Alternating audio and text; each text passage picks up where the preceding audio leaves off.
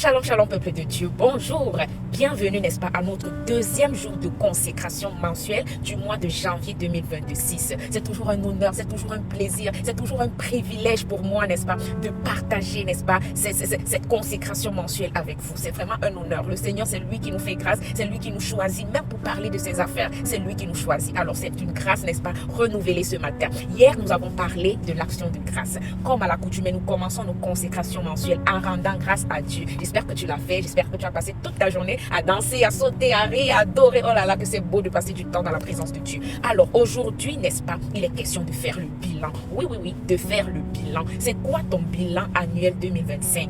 Il est important, bien-aimé, avant, n'est-ce pas, d'entamer un autre projet, avant d'entamer une autre réalisation, un autre accomplissement, une autre tâche, une autre concrétisation, il est important de faire une auto-évaluation de la réalisation précédente pour voir quelles ont été les failles, qu'est-ce qu'il faut améliorer, qu'est-ce qu'il faut ajuster, qu'est-ce qu'il faut arranger, qu'est-ce qu'il faut enlever, qu'est-ce qu'il faut garder. Alors ce jour, n'est-ce pas, ce matin, tu vas faire le bilan de ton année 2025.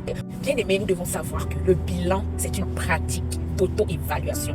Une pratique d'auto-évaluation inspirée des Écritures, inspirée de la parole de Dieu. N'est-ce pas? Ça consiste à quoi? Ça consiste à examiner sa foi, à examiner son cœur, à examiner ses actions, n'est-ce pas? Dans quel but? Dans le but, n'est-ce pas, d'identifier les domaines de croissance, dans le but, n'est-ce pas, de rechercher la sainteté, dans le but, n'est-ce pas, de renouveler son engagement avec Dieu. C'est ça, c'est une auto-évaluation, c'est un bilan, c'est une introspection, c'est un examen que tu fais sur toi, tu t'assois, tu fais le rapport de ton année. Qu'est-ce qui a marché? Qu'est-ce qui n'a pas marché? Qu'est-ce que j'ai fait que je ne devrais pas? Qu'est-ce que je dois améliorer? Comment je dois gérer prochainement ci ou ça? C'est vraiment dans le but de faire ressortir la meilleure version de nous, de faire ressortir, n'est-ce pas, cette belle personne qui réside à l'intérieur de nous avec l'aide du Saint-Esprit. Alors, que ce soit moi, que ce soit toi, chacun de nous va faire son bilan mensuel. Oui, on va, non, le bilan annuel, pardon.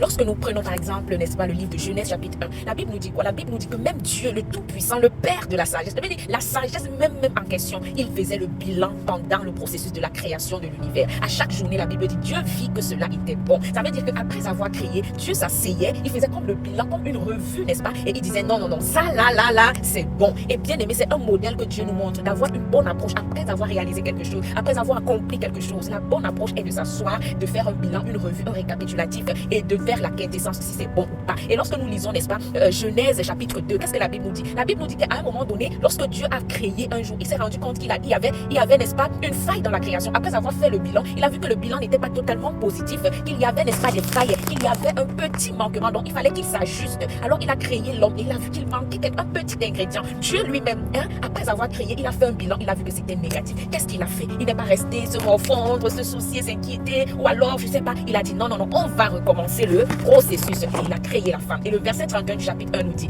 et Dieu vit que tout ce qu'il avait fait était très bon. Ça veut dire, après un bilan, tu vas constater des failles, tu vas constater des choses à améliorer, et tu devrais prendre les résolutions de les améliorer, afin de t'asseoir et de dire comme le Tout-Puissant, sa majesté, son excellence, que oui, tous mes accomplissements sont très bons. Alors, bien aimé, ce matin, examine-toi, fais une évaluation, une introspection, un point, une revue de ton année 2025. L'apôtre Paul nous le dit dans 2 Corinthiens chapitre 13, verset 5. Il dit, examine-toi, on va lire, chapitre 13, verset 5. Il dit, examinez-vous vous-même pour savoir si vous êtes dans la foi. Éprouvez-vous vous-même. Ne connaissez-vous pas que Jésus-Christ est en vous, à moins peut-être que vous ne soyez réprouvés. Bien aimé, nous devons nous sonder tout le temps, nous devons sonder nos actions, nous devons connaître que nous sommes des pécheurs. Ça, c'est une évidence. C'est pourquoi, n'est-ce pas, nous devons toujours nous sonder pour voir, Seigneur, aide-nous, on veut s'améliorer. On sait que dans ce monde imparfait, c'est pas évident, mais on a la volonté, on veut vraiment te ressembler. Aide-nous à changer X, aide-nous à changer Y. Bien aimé.